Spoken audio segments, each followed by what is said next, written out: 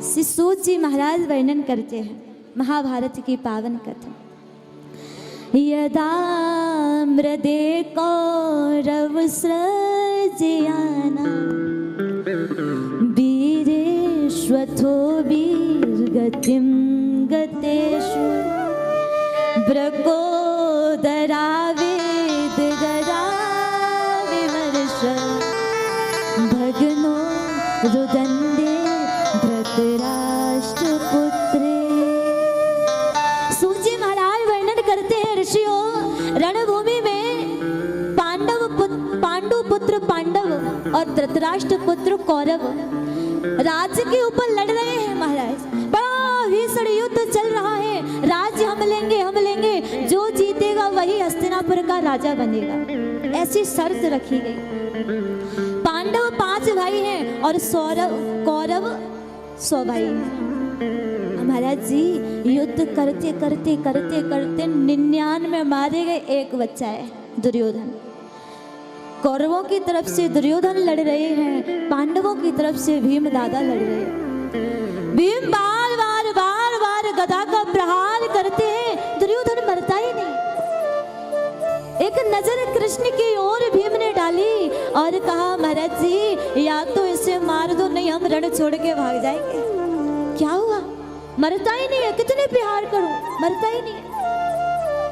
कृष्ण बोले भीम दादा दुर्योधन की जंघाओं में प्राण है, पूरा शरीर वज्र का है, जंघाओं में प्रहार करो। जैसे भीम को आज्ञा मिली, एक गधा का प्रहार किया और तुरंत दुर्योधन की एक जंघा टूट गई। जैसी एक जंघा टूटी, यहीं पर कृष्ण प्रभु के बड़े भाई बलराम जी खड़े हैं। कृष्ण की ओर देख करके बोले लाला तूने अपने शिष्य को समझायो ना? कहा भयो भैया? बोले गदा युद्ध में कमर के नीचे प्रहार नहीं किए जाते, ये अन्याय है, ये अत्याचार है। कृष्ण मुस्कुराए और बोले भैया आज आप न्याय और अन्याय की बात कर रहे हैं, और वो भी हमारे सामने। दादा जब मेरी बुआ कुंती को उनके 5 पुत्रों के साथ 12 वर्ष का वनवास, 1 वर्ष का अज्ञातवास दिया जा रहा था, तब आपने नहीं कहा कि अन्याय है। जब पांडवों को विष के लड्डू खिलाकर मारना चाहा, तब आपने नहीं कहा कि ये अन्याय है।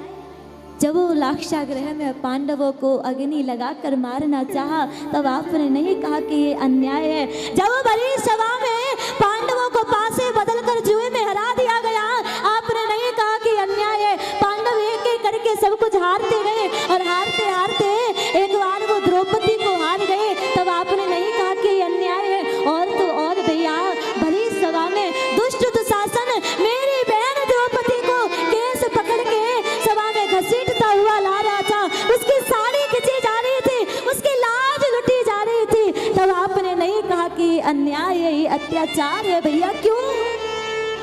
और आज आप न्याय और अन्याय की बात करते हैं। नहीं मानता मैं ऐसे न्याय को, नहीं मानता मैं ऐसे अन्याय को जो समय पर कभी किसी की रक्षा ना कर सके। नहीं मानता मैं ऐसे न्याय को। बलराम जी बोले लाला लगता है सब कुछ तेरी सहमति से हो रहा है। कृष्ण बोले दादा इस पृथ्वी पर मेरी इच्छा के बिना एक पत्ता नहीं हिलता, ये तो युद्ध चल रहा है।